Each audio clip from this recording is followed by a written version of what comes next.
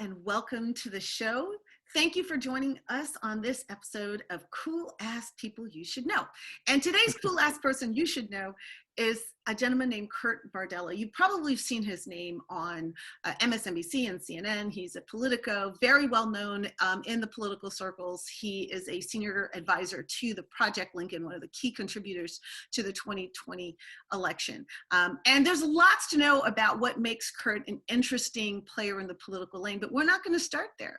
I would like to start with a chat about Kurt's side hustle. And what you may not know about him is that Kurt is like the man in country music, because he decided that he was going to use his media talent to start a newsletter about what's happening in the country music world. And so for me, that is by far the most interesting thing about Kurt to me, is that he just felt like, hey, people need to chat about, know what's going on, who's coming up and what's going on tour and who's doing what. So my first topic that I really want to cover with you, Kurt, is what the hell? Where did that come from? And how did you love country music, and why did you choose to do that? Yeah, I became a fan of country music in, it was 2011. Mm-hmm. When a friend of mine just had an extra ticket to a show here, out in Virginia at an amphitheater show. And said, hey, you want to go? And I said, yeah, sure. Sounds like something fun to do.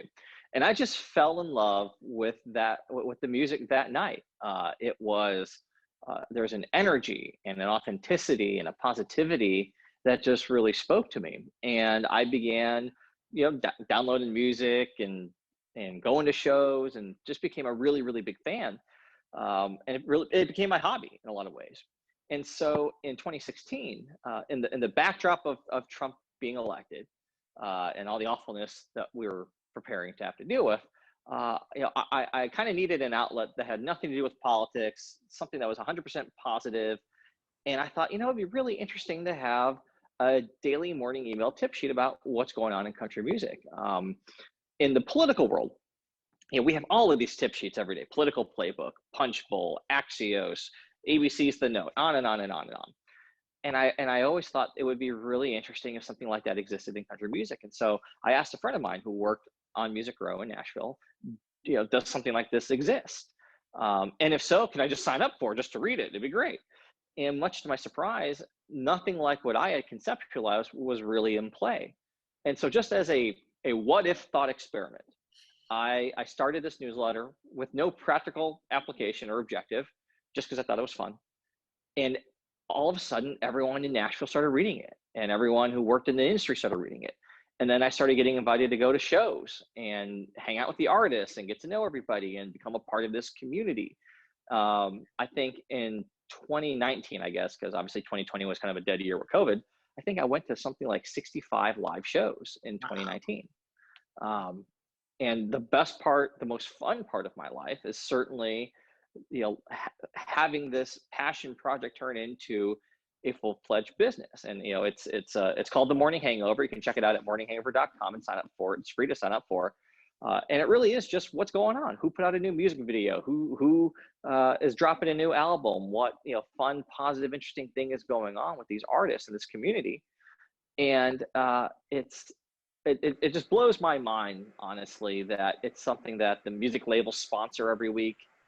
To promote their projects, that it's become a revenue positive endeavor.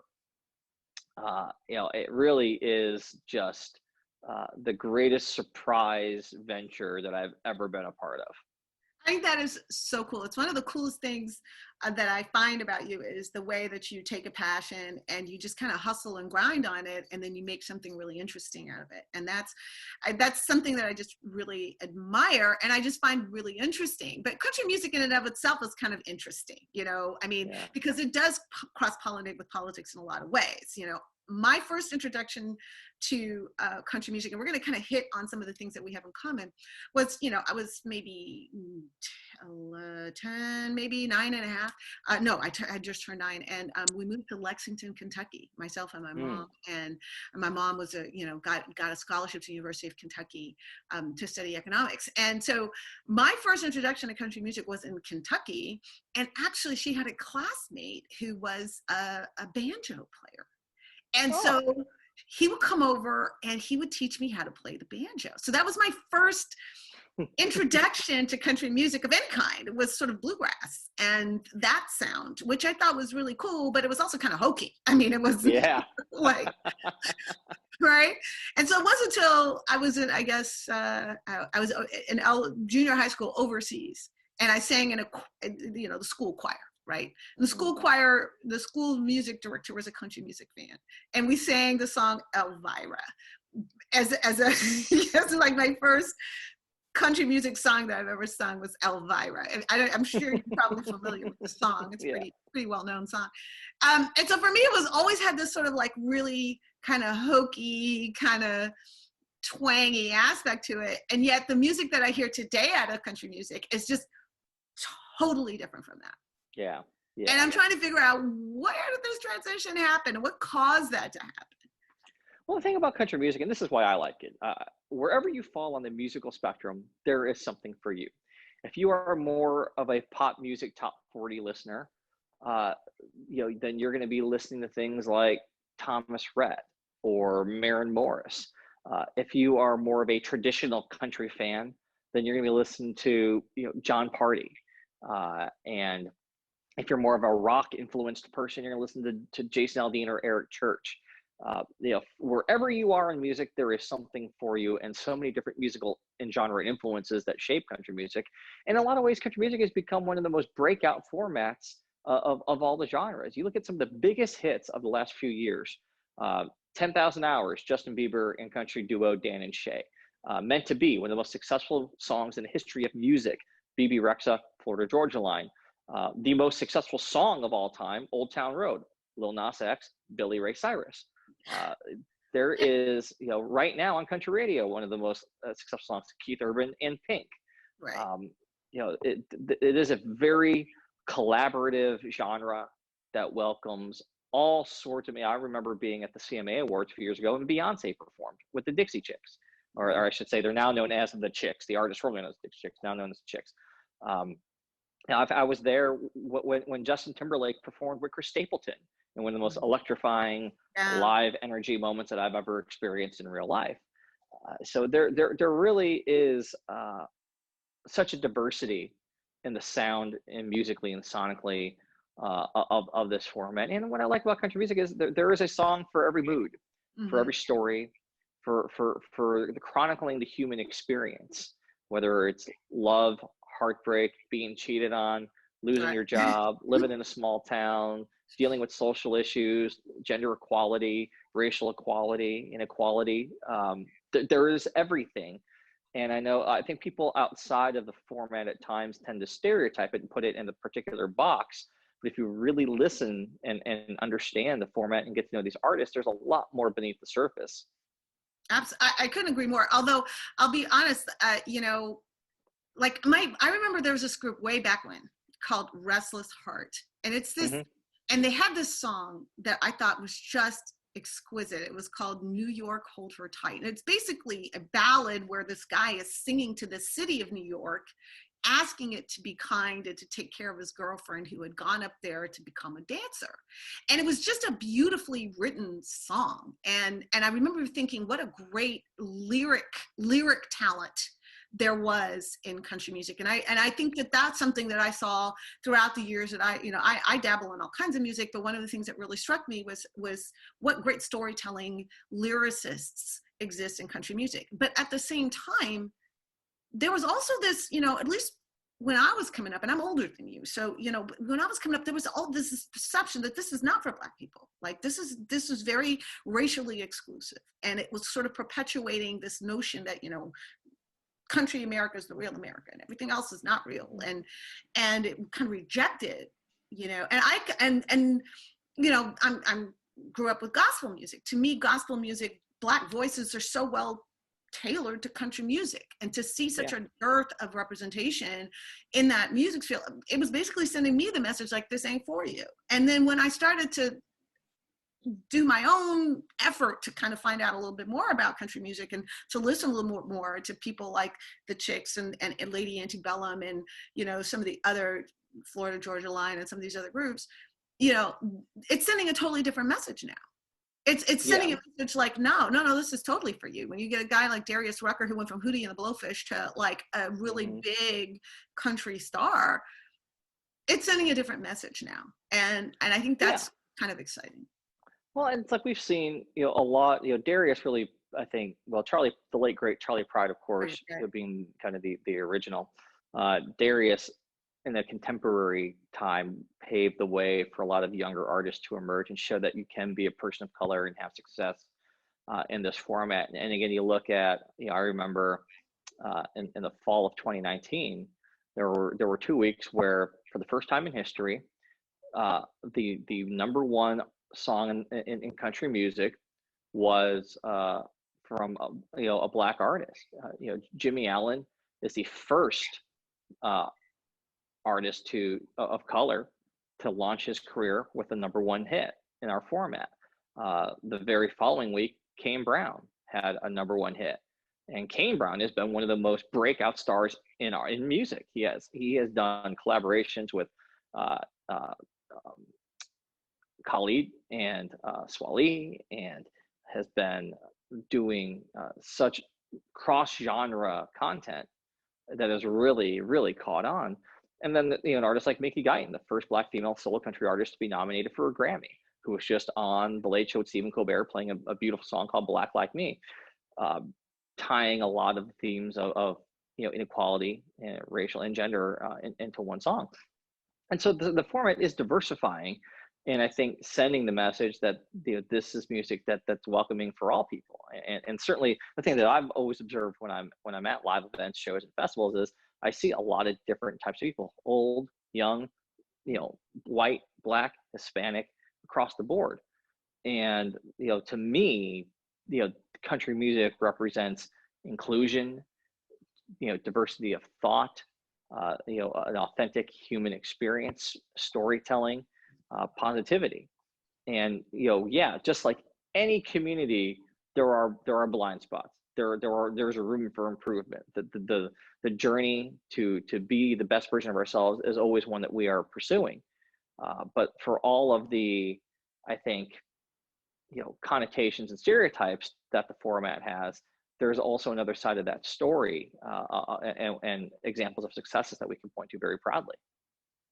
Yeah, I find that country music is a blank canvas, right? And I can find humor, and I can find incredible emotion and great storytelling and all this, and just really good singing too, which I happen to personally appreciate. So anyway, I love that you chose to kind of make something that you love into something that you can, today's word is monetize. But I think that was really cool. And one of the things that I also found really cool about you is, well, and I don't know if it's true, because it could have been just bogus, right? But I read that you had an intention of going to UC Davis and going to law school. And afterwards, and I went to UC Davis and went to law school afterwards. So like, I thought, oh, okay, this is kind of something. Now, I don't know if you actually ended up going or not going or what, but what was the story with that? Well, I grew up in Southern California, went to, high school, and I had wanted to go to UC Davis because of its proximity to Sacramento, the capital of California. My interest in politics, I figured that was a good alignment. I could probably get an internship working in the state legislature and kind of start my career path. And my godfather went to Georgetown. And so that was always something that was kind of front of my mind. And, for the longest time, I wanted to be a lawyer before stumbling into the world of politics. And what ultimately ended up happening, by happenstance, I ended up getting a job working for a member of the state legislature in California. I think I was, at the time, the youngest ever staffer in the history of the state legislature. I was 17. And I kind of made the decision that, well, I'll do this for a year, see how it goes, then go to college like anybody else. I mean, it's 1 year. It's not like I'm doing nothing, right? 1 year turned into 2 years. Then I got a job working at a CBS affiliate and learning the news business. Then 2 years goes by and I get a job working on a congressional campaign. We happen to win that campaign. Then I go to DC to be that person's press secretary. Then a year and a half into that, I become a press secretary to a United States senator. And then it just kind of went on and on and on. And I realized, well, there's really nothing I can learn in a classroom that I haven't learned through practical hands-on experience. And so I ended up never going to college. Right. Do you regret that? Do you wish you could go back and actually do it or no? Absolutely not. I mean, I wouldn't trade the experience of firsthand, working in what would ultimately become my profession for anything. Also, I was able to come out of that, youth with no debt. I have no college debt of any kind I have to worry about. College payments at that time probably wasn't all that expensive. When I went, it was not all that expensive, but I really feel like I ended up with a real professional head start, because by the time most of my peers were graduating from college, I already had 4 years of real work experience under my belt. And, I would have graduated from college, or, in 2006. Right. Well, in 2006, I was a press secretary of the United States member of Congress. Yeah. So I don't think I trade that for anything. No, definitely not. So you obviously ended up on the GOP side of the aisle when you got into politics.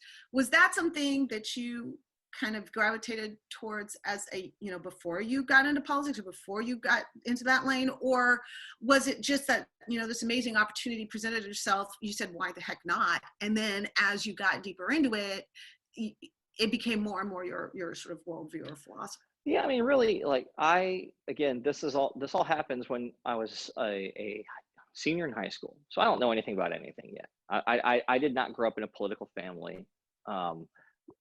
But the community that I lived in was very Republican. Mm-hmm. And I remember every member of the county board of supervisors was Republican. Every member of the city council of my city was Republican. Our state legislator was Republican. Our congressman was Republican. So there was no diversity of thought that I was ever exposed to. It was just Republicans.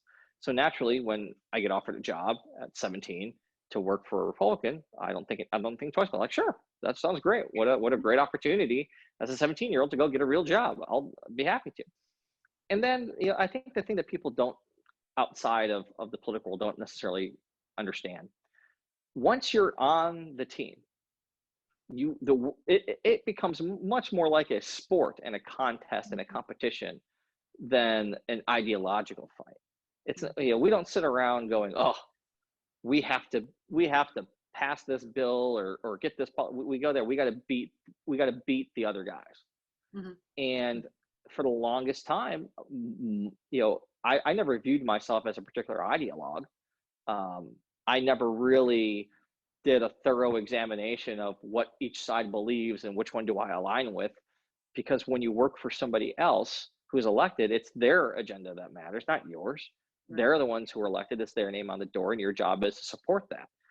So given that from the minute that I was 17 to up until the point when I was 30, I basically was someone else's, advisor.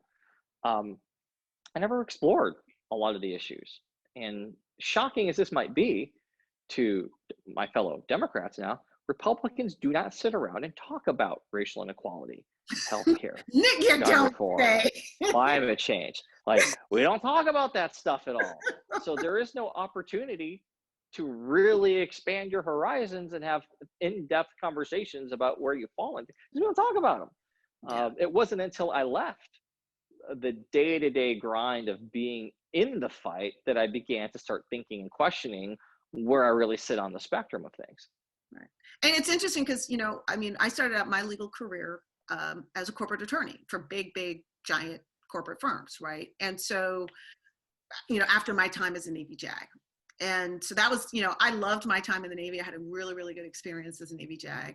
But I went into corporate side, management side, big corporation life. And, you do get caught up in the win and the loss. You want to win. You want to be successful at championing your clients' needs, desires, and wants. You're not sitting there really contemplating the deep philosophical merits of that, right? You're just they hired me to win the case, and I want to win the case. And if you're serious about your craft, you do the very best job that you can to win the case. And it right. does take some you have to have something that kind of pulls you out of the day-to-day grind of that to start looking at something from 36,000 feet and saying, okay, wait a minute, what am I doing here? Like, why am I putting my energies into this? I don't even really buy this. Like, why am I doing this? So I do understand that the sort of the pull of being in the vortex of being on the team, or being, your job is to get this thing done, and you want to be successful at that job. Right. Like, that's why you get paid. And it's a very, there's a lot of positive reinforcement when you're in your craft, and if you're perceived to do it well, and you're perceived to be talented, you're given advancement, you're given economic opportunity, you're given praise and status and all of that. And so all of that, especially, I got to say, when you're young, and in my case, I was very young. I was in my 20s here. And it's like, wow, this is great. Well, why would I even think to question? Why? It didn't occur to me to question any of it, because life was going pretty darn good for me, and I was making a good name for myself, and I was considered to be, good at what I did, and that's an intoxicating thing to experience, especially when you're a younger professional and you really don't know what you don't know yet. You haven't really had to face a lot of professional or personal adversity as an adult. When it comes seemingly so easy, it's very hard to, I can't imagine being in the right frame of mind at 24, 25-year-old to question all of that, right. and to throw it overboard. And it's not like, if you do start questioning it, there's a place for you to go. In Washington, your political affiliation is your identity. You are your party. And for better or worse, it's not like the other side is going to welcome you with open arms and give you a big hug if you spent the last 5 years trying to beat them every day, and in my case, being probably a bit of a jerk about it along the way. So you're kind of trapped, right? There's nowhere to go. You made your bed, and this is what it's going to be. I was very fortunate that when the time came to make a decision to change parties, I was able to fall back on this country music platform that I had created as a means to help pay the bills. That my entire livelihood wasn't completely tied to Washington or either party, that I could speak out and be so visible about what I was saying and doing, was because I had the luxury of having a completely different life separate from Washington, where none of these people could do anything to me.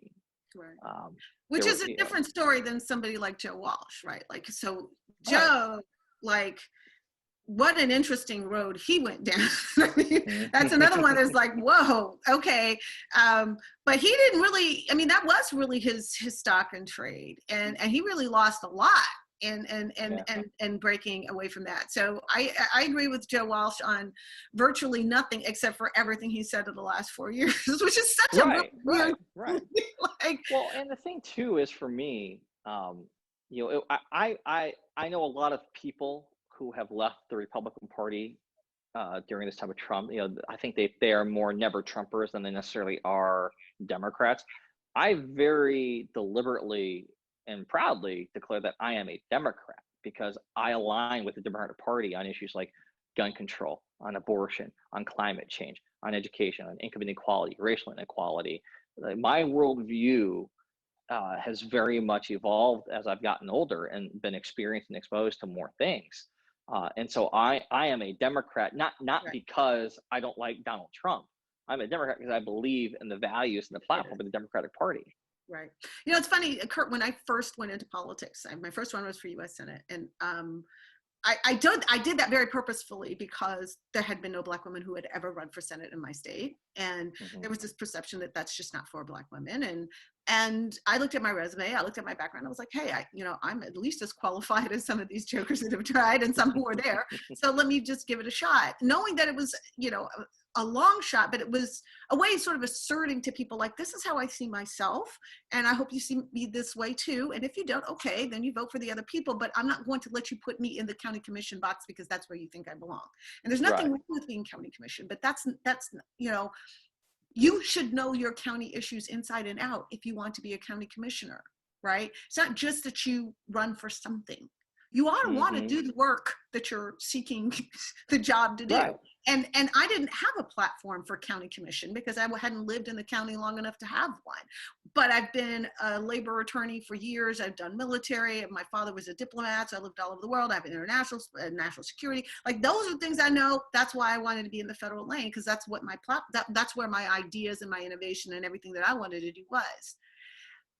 But what's interesting is that I got approached by several Republican operatives to run as a Republican. And you can imagine why. You know, here's this Black woman who's former naval officer and corporate attorney, and, you know, looks conservative, and, you know. Sure. And I knew in that moment that I would probably be very well funded. I would be put out in front, you know, and have an easy path. And but I also knew what it was hiding. Like, they wanted me, not because they wanted me to be successful. They wanted me to give cover to things that they were doing that I could never agree with. And above all of those things for me was this inherent desire to slow down the ability of Black people to vote. Of all things, that is a thing that, you know, we can be antagonists on any issue, and I could still consider you my friend. But you become my enemy when you get there. When you start dismantling the Constitution, when you start dismantling the checks and balances of the constitutions, when I started seeing, you know, the kind of, we're just going to let Trump do whatever he wants because he's going to hurt all these people. Like, that kind of, that's what shocked me. And I sensed the GOP moving in that direction a while ago, but I probably could have philosophically said, okay, well, at least we could talk about fiscal restraint, or you know, maybe a different approach to helping poor communities by investing in entrepreneurship or something. Like, there were things that I could, you know, especially, you know, foreign policy issues. You're talking about military, and, you know, I always believed the United States should be the big dog of the world because I don't want it to be Russia or China. So that was an area in which I felt like, oh, okay, you know, I could talk to some Republicans about this. But there was just this underpinning that was so obvious to me, and I guess you develop an instinct when it's attacking people like that. And I was wondering, when people like you were in that circle, did you feel that? Did you feel that underpinning that they were, you know, that there was something underneath this that you were not at ease with? And if not, have you seen it? And if so, when did it start to kind of hit you that there's like something underneath all of this that's not cool? You know, honestly, during my time with Trump Party, that wasn't, again, we don't talk about these things. This never came up. Like, it's almost hard to articulate, because I think a lot of people who have never been there find it hard to believe. But it's not like we sit around and go, hey, how can we make sure Black people don't vote? How can we make sure that, you know, minorities are disenfranchised? Like that. I mean, I believe that that's probably the conversation that happened when Trump was in the White House, but before Trump, that's not how things were really talked about. They were, I think, rooted in rhetoric like illegal immigrants are here illegally. We have laws. We should enforce those laws. And there is a sense to that. They go like, yeah, I see the logic in that. Even though we know now, I think, that there are also racist elements behind those policies, it was still masked with a certain air of kind of common sense almost. I don't think that, at least in my experience, the overt racial undertones of Trump Party really became prevalent until Barack Obama was president. And particularly when the birtherism thing kind of started taking off. I think that's when it became, I think, harder for anyone to dispute or ignore the racial undertones that existed there. I think that there was a lot of people in this country who, after President Obama was elected, kind of went, we did it. We're not a racist country anymore because we just elected the Black president. That's over. We can all move on. And then as the Obama presidency unfolded, and in 2012, 2013, whenever it was, that birther gate became a bigger thing. I think we started seeing that, that's not true. In fact, it might be worse than we ever conceptualized or realized.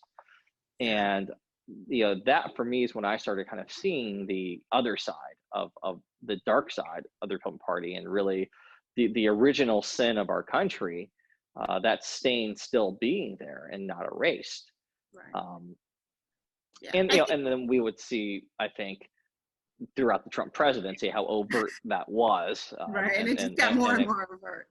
But I honestly think I have two thoughts on that. First of all, I saw the red flag from Sarah Palin. That was the part where I was like, oh, holy cow, because the language that she was using was it was such a dog whistle, but it was so jarring to me personally to say, I'm so glad to be in this room full of white people because you're the real Americans. And I knew right then and there that was like saying, okay, and so everybody else is not a real American, right? And the response to that was like, that was the neon sign for me.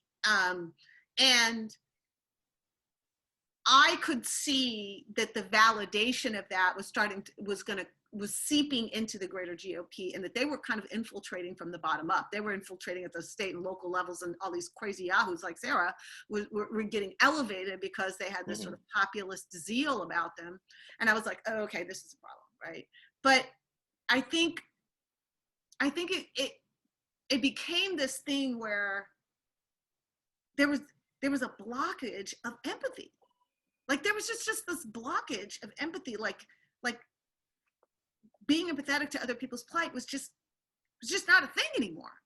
And that's the part that I could sense was starting to. And I honestly think, I mean, as I'm sure you've seen my tweets, I think a lot of that came to the fore because of the feeding of a negative instinct by Fox News and some of its talking heads, who were really driving this idea that it is perfectly okay to be hateful, it's perfectly okay to be greedy, it's perfectly okay to not be interested in data and science and evidence, and that who are they, to disdain education, to disdain research and technology. And so I think that there's a role that was played there to actually exacerbate that element that really fed it and said, no, we want to be grievance exacerbators. And I, since you're in media, I'm interested in your thoughts about, was media reflecting something or was media inciting something? Both. I mean, we know now that Fox News, led by then, Roger Ailes, very deliberately and calculatively, took on a tone and tenor designed to appeal to a very specific demographic, and by doing so achieved a tremendous level of financial success. That was a financial decision more than anything. And what ended up happening, though, was the elevation of extreme voices, the profitization off of those extreme voices, and then ultimately the normalization of those extreme voices. And I've always felt that I don't believe that there are more racists today than there were 10 years ago. I believe that the means in which for those racists to communicate and to be amplified has increased. And that's really the difference. If there were no Twitter, if there were no cable news, our perception about racism and vitriol in this country would be very different, I think. And we know that by just seeing what has happened to Donald Trump since he was removed from Twitter, and how our conversation about him has changed because he's not able to pollute our day-to-day discourse with his insane thoughts. The same thing is true with racism in this country. What the internet changed, and platforms like Fox News, Breitbart, Twitter, it gave them a home to congregate with one another in their own community and make it feel like it was okay, and to be made to believe that, wow, I'm not alone. There's a lot of me out there, so it must be okay. Whereas before, they were isolated. It's not like people put a sticker on and say I'm racist and walk around their neighborhood or anything. There is a social stigma with that, obviously. But now, because of the internet and social media, that there is less of a stigma. There's power in numbers in anything, and they have found a way to congregate and find purpose, and I think the reinforcement with one another in this echo chamber, and there's been an amplifying effect of that. But I still believe, and intuitively I know, that with every generation that comes along, that generation is more tolerant and more aware than the one before it. And the number of people who believe some of these things is getting smaller and smaller with every year. Even though it seems like there's more, it's not that there's more, they're just louder than they used to be because of these tools. I'm not sure I necessarily agree. I think there are people who are followers. There are people who could, if the dominant paradigm or the winning paradigm was positive and inclusive, they would follow that. And there are people who, if the dominant paradigm around them was, racist or denigrating, they would follow that. I think there's some people who are just, I guess, sponges of whatever's around them or what's dominant in their social circle or whatever, and could be influenced either way. I believe that. Maybe I'm wrong, but I believe that. So I do think that when the voices and the noise around certain kinds of messaging starts to die down and diminish, I do think that the interest of the casual racist will die off. Like there's the virulent, really emotional, and then there's the person who's like, whatever. And I think there's a lot of whatever people out there that could be moved in a different direction, especially if it starts to be socially unacceptable, and their business and personal and financials and socials do better for them to be in a different lane, and I think that I think I could see that happening over time. But I wanted to ask you, something that I got asked. I did an Ask Me Anything last night on Twitter, and I got a lot of questions about this, and I don't have an answer, but I thought maybe you would, which is, what is there a future for this GOP? Do we need another party? Is another party percolating? There's a lot of rumors about Trump starting his own party. I don't know what he would call that, but do you see a path forward for the GOP? Well, it is very hard in this country, the way our system is set up, to have a viable third party. It just is. The mechanics of running for office and the laws that govern them make it all but impossible to have a real, I think, influential third party in this country. I just don't, how to even qualify for a ballot. I mean, the real mechanics of running for office, we have built a two-party system by design, and so that's just how it is. I think that the Republican Party is going to spend the next decade in the wilderness.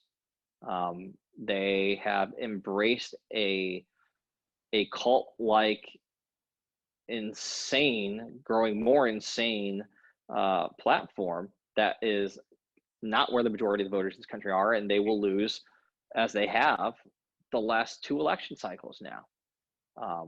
They're losing ground in places that it's unthinkable that we would have two Democrat senators from Georgia. It's unthinkable that Arizona would be turning purple at the very least, and that we would have two Democratic senators from Arizona. It's unthinkable that places like Colorado and Pennsylvania are moving more entrenched in the Democrat column. It's unthinkable that Texas is actually competitive, but it is. And so we know that this play isn't a new play. We've seen this actually happen already. Many people forget that California, the bastion of the resistance, the most liberal state in the union, that 20 years ago, it was a Republican state. A Republican governor, Republican lieutenant governor, Republican attorney general, Republican secretary of state, Republican majority in the state legislature. Pete Wilson was the governor at this time.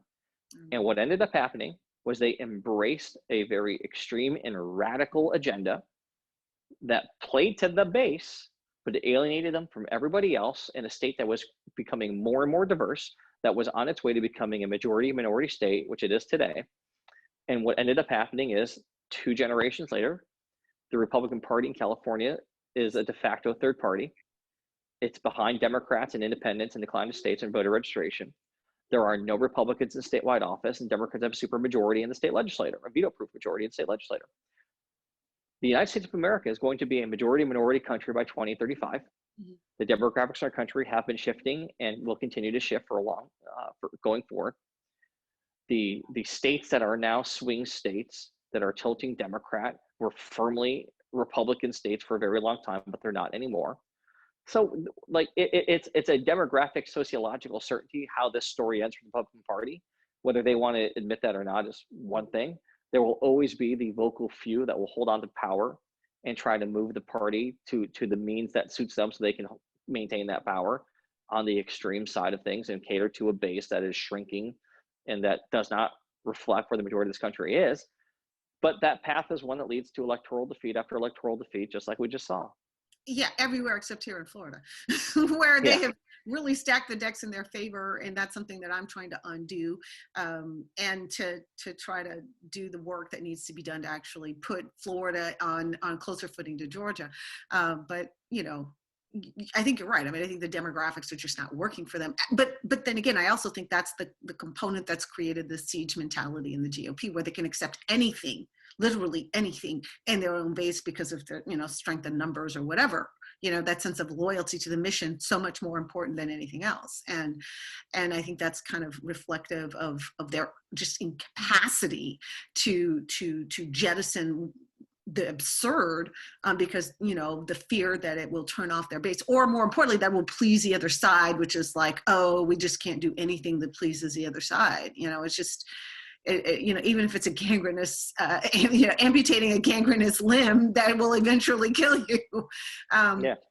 But anyway, I ask just because you may have a, you know, I mean, obviously you Project Lincoln guys have a much better beat on what's going on in the GOP world, and also just in that conservative but not GOP, or used to be and not, you know, conservative without a home, a political home, you know, like there's a whole bunch of folks out there. And I wonder, I agree with you. I think structurally it's extremely difficult to stand up a party, especially if you're looking to run candidates up and down the ballot to be a real party. I mean, libertarians exist here and there, Green Party exists here and there, but they don't have candidates in every race across the country. They have money. They don't have, you know, it's just not a thing. So I agree with you.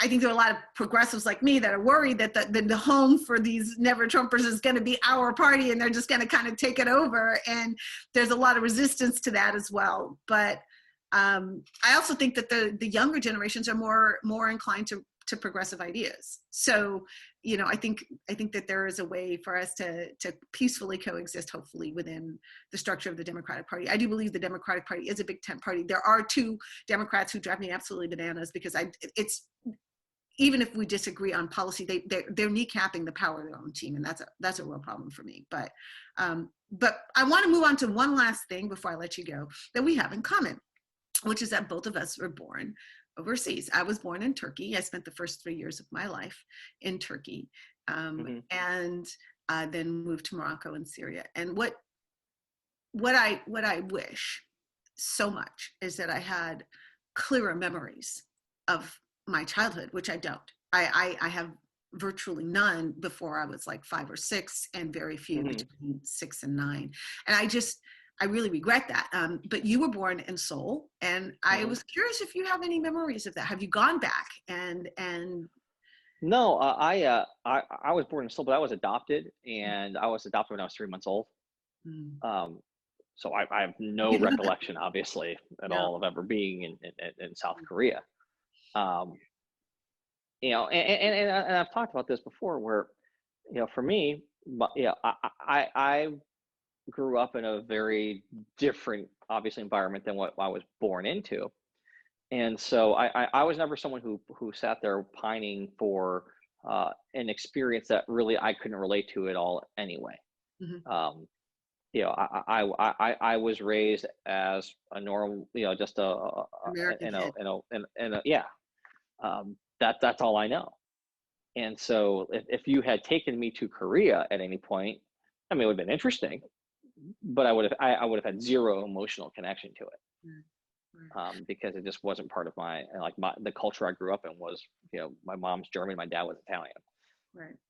Well, that's interesting. I think I read an article that said you were 3 years old, so wrong article, because 3 months and 3 years is very different. But, you know, it's funny because I did go back to Turkey some time ago, and I didn't recognize things, but there were smells that smelled right, you know, tastes that were like, oh yeah, I knew this. but I think that that's something that I was not Turkish, right? I was born to an American family doing work for the American government in Turkey. Right. And what was really impactful to me was that was my first identity, was American. Because when you're overseas, you're not Black or Christian or whatever. You're just American. Right. You're just, right. That's what you are. So that was my first and strongest identity. And it is such a driving factor to me. So I'm one of those Democrats, one of the few, who really spends a lot of time talking about my patriotism and my love of country and how much I love being an American and what that means to me. It is not, some military bravado, but that it's like there's this place that the whole world thinks you can go and live out your best life and your best self and your best ideas and make something happen for yourself and your family and your children and the children that come after them. And since its inception, waves of immigrants have come to this country to chase the space to be themselves and to worship as they want and to work hard and to do their thing, and that their kids going to get an opportunity to do their thing with the least barriers of entry and social mobility, right? And that is the thing that makes America America. It's that it's so much more than the sum of its parts. And what weaves it together is the ability to coexist with this degree of diversity and this degree of nuanced cultural, social, historical, whatever. I mean, it's just everything, right? And it's such an unusual thing for something like that to work. And there's so many social contracts, unspoken social contracts that exist to make it work. And that's what I found most terrifying about the last 4 years, was the number of social contracts that were just jettisoned completely. And that's, I think, more than anything what shocked me about the last 4 years. And I wonder, do we have to codify those social contracts now? Or do you think America could go back to the things that allowed us to live in this really incredibly diverse country, respectful and able to get along and able to just kind of get on in society together? Can we get back there? I actually don't think we can. I'll be honest with you. If you were to step outside of this country and this time and chart the things that have happened in our country and just look at it purely from a historical and sociological perspective, the evidence is overwhelming that America's on the downside and there's no coming back. From like the things that are broken are broken beyond repair. The emergence of a radical extreme party that is legitimized and able to participate in the political process every day, tells you that things aren't going to get better in this country. They're going to continue to get worse. That half of the political leadership in this country, by and large, continues to prop up this extreme, destructive, anti-democratic, anti-American platform. Before Donald Trump, there were some really big problems in this country. Problems that we have not done anything about, from Social Security going bankrupt very soon, the threat of climate change, overall racial inequality, income inequality, sexism, misogyny. Those things are while we have been distracted for 4 years by a lunatic's Twitter feed, basically, those problems just got only worse. And they were even more exacerbated by COVID-19. So we have basically had a lost decade where nothing got done. No problem got solved. And those problems only got worse.